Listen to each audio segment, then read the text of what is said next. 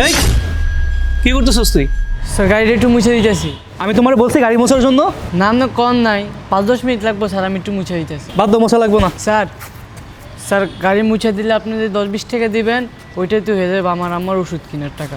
টাকা লাগবে এটা বললেই হয়, এত ড্রামা করার কি আছে? কেন রাখো। না স্যার আমি ভিক্ষা নিই না।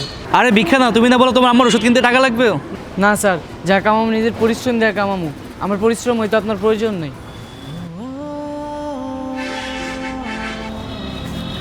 এই ছুটু,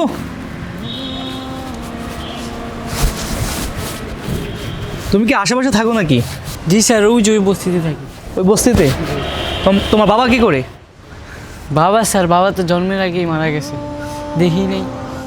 আর তোমার মা? আম্মা আগে মাইশের বাড়িতে কাম করতো, এখন অসুস্থ ঘরেই থাকে। তুমি গাড়িটা পরিষ্কার করে দাও, হ্যাঁ রাখো। জি।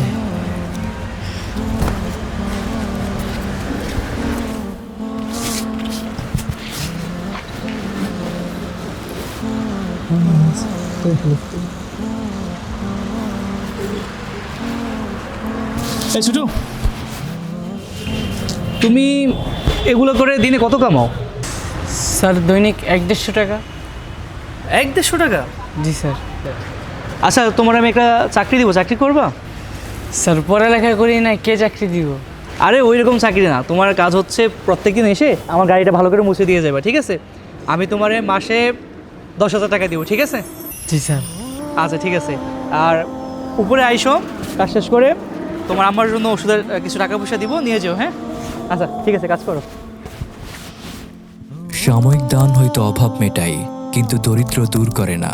তাই অসহায় মানুষকে ভিক্ষা নয়, স্থায়ী কর্মসংস্থানের সুযোগ দিন।